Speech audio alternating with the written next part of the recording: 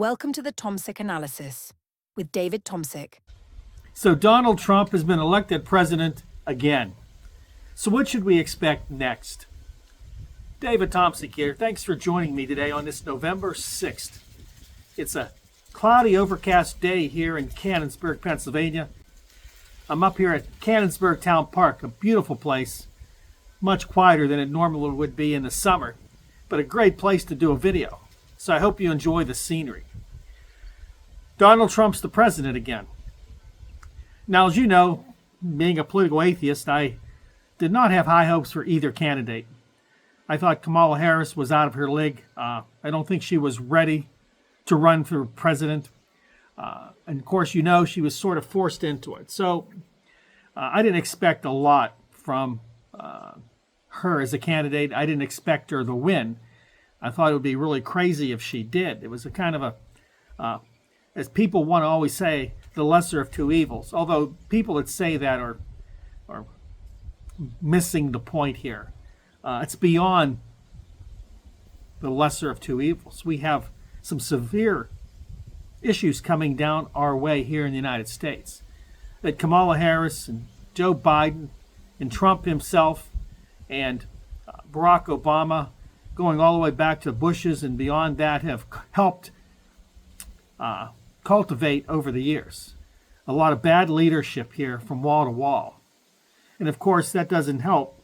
It doesn't help that many of the people that support the government, the supporting class, the permanent government, the deep state, the people that donate money to these candidates to get their way, only get stronger, more powerful.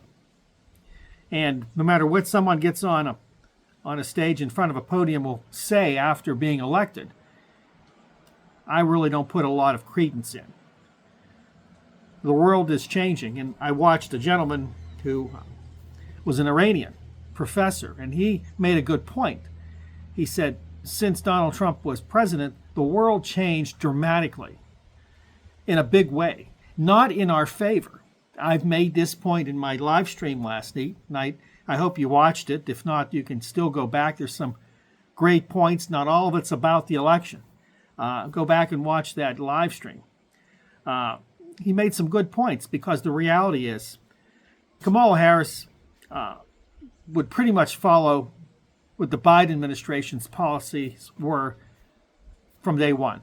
There was no escape for her.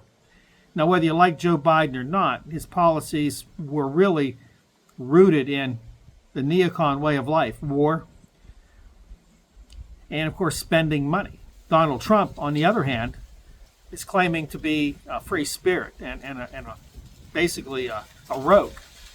Although in his presidency, he really wasn't the rogue people thought he would be. He never really got those things he wanted to do done because of the infrastructure, the deep state, the permanent state, the donor class, the elites.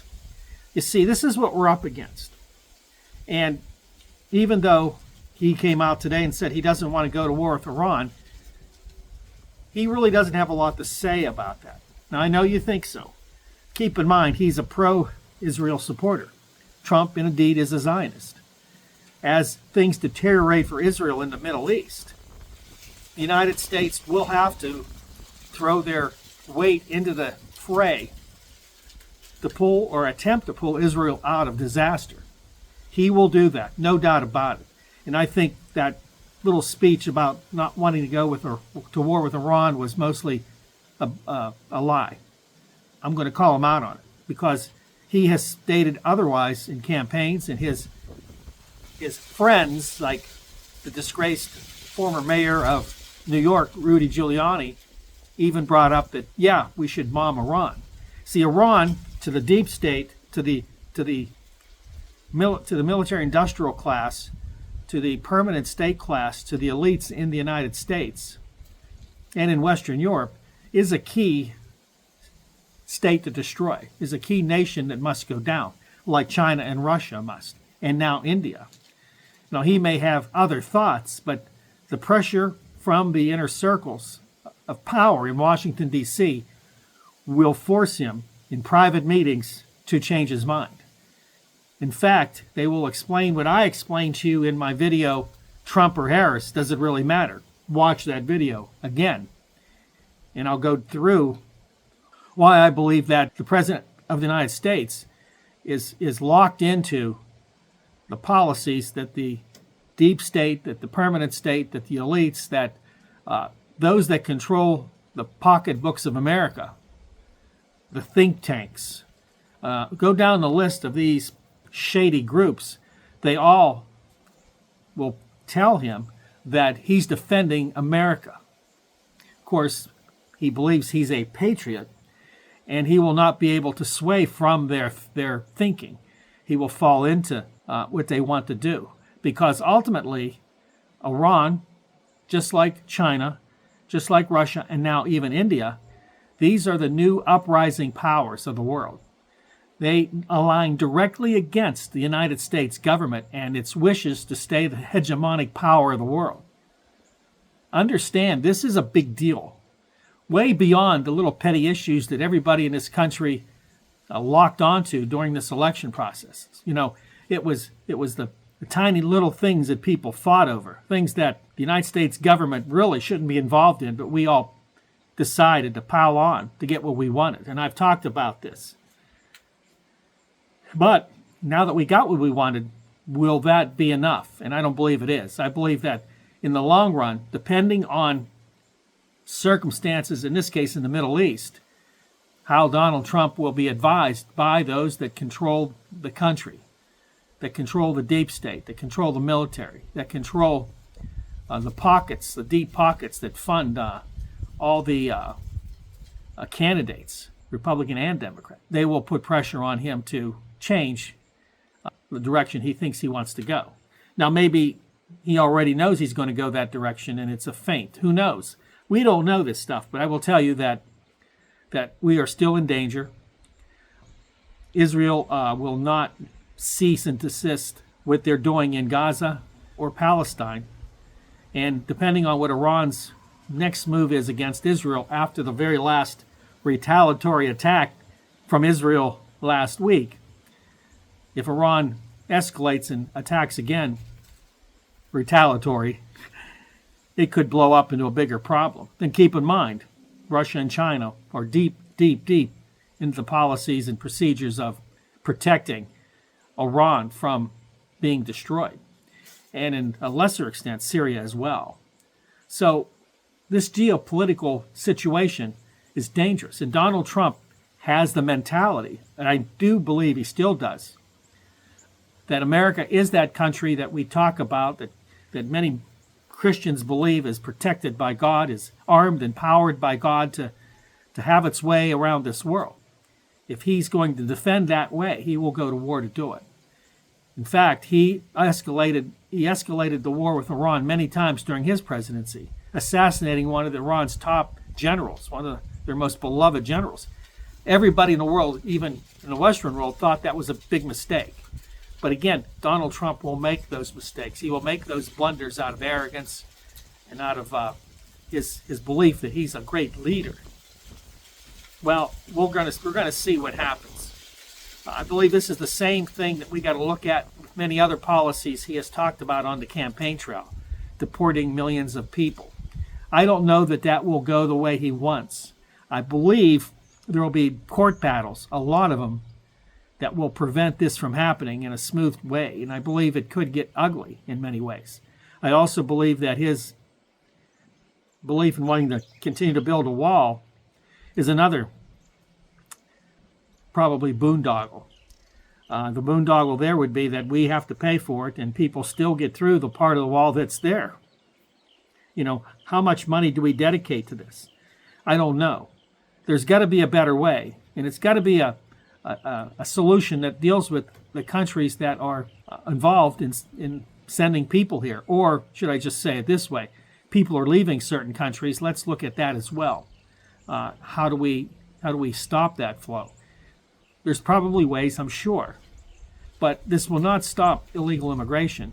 It will not stop the people that are already here. It's going to be difficult and expensive to cleanse this country again. That would be a bad look for us in the world forum. And again, we already have a lot of bad mojo going on with everybody in the world, most of which who hate us. The other thing I think we got to look at is some of his 25-point plan. Let's be honest. Donald Trump has 4 years.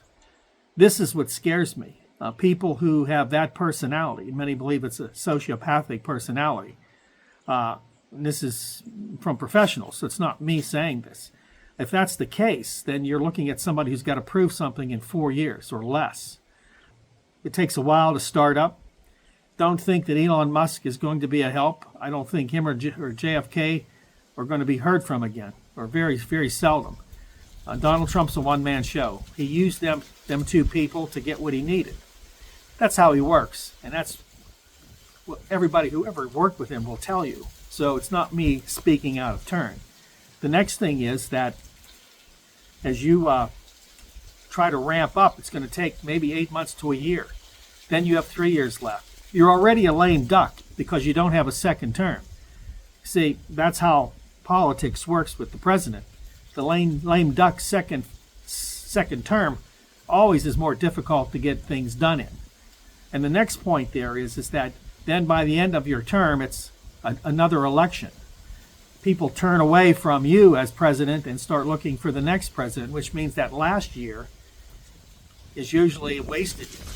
There's not a lot of time to do this 25-point plan, which I've read. And again, much of that plan I'm very, very terrified of. He wants to build an Iron Dome. See, right now Israel has an Iron Dome in the Middle East, in their country. That's not working now. That's not really stopping a lot of missiles, because the new missiles, the new technologies defeat the Iron Dome.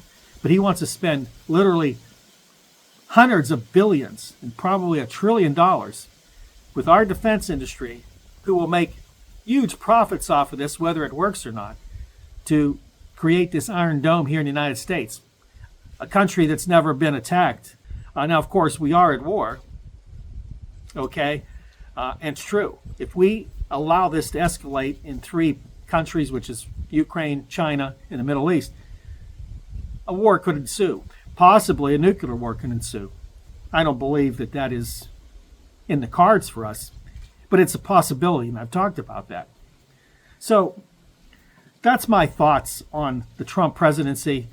He is going to have Congress, Senate, and House, but that doesn't necessarily give him any advantage right now. And the other problem is we do have a uniparty, and I'm going to leave with this. Although the Republicans took over control, it's still a uniparty. So when it comes to war, remember, they're always pro-war. So if the deep state wants to go to war, Congress will be right next to him pushing it. So Trump will have a very hard time denying that urge to prove himself and go to war. Be careful what you wish for. I've said this. You can get some things that are draconian in this country. We can start losing freedom because they're going to start cracking down on anybody that comes against their point of view. And my example is the Palestinian protesters. Trump was against them. He wanted them arrested. Others wanted them roughed up, and many were. I believe that's unconstitutional. I believe that that's something to worry about, because these presidents, whether it was Kamala Harris or Donald Trump, they would be forced to try to crack down on dissenters. Dissenters aren't doing well in the United States. Everybody that's a whistleblower has always been attacked or tried to be imprisoned. Julian Assange is a great example of that. I'm still very unhappy with Donald Trump, as I mentioned last night, for not pardoning Julian Assange when he told us he would. He should have. It was his word. Julian Assange is a hero. But we don't like those type of heroes. We like the paper heroes that we make up on basketball fields and football fields. Even in the military, you can sit at a desk for 20 years and you're a hero. What we do is basically act as the bully of the world. And those of you that are so afraid that the world's turning against us, yeah, they are. And rightfully so. Anyway, that's all I have for today. God bless you. Listen, I still tell you, Jesus is the answer. He isn't into the politics of it, believe me. He wants to see your heart and how you react to the events of this world. Where do you stand for truth, for peace, for love, against hatred, against murder, against destruction? Where do you stand? Time will tell. As we move forward into this next 4 years, we will know soon enough. Thanks for watching. Remember to like, subscribe, and share. No live stream tomorrow. Next Thursday, we'll have another one. And I hope that you enjoy the rest of your day. God bless you. And I'll see you next time right here. Whoa. On the Tomsic Analysis. We're the best of the best. Thank you for watching the Tomsic Analysis. Please remember to like, subscribe, and share this video, and keep an eye out for our next video.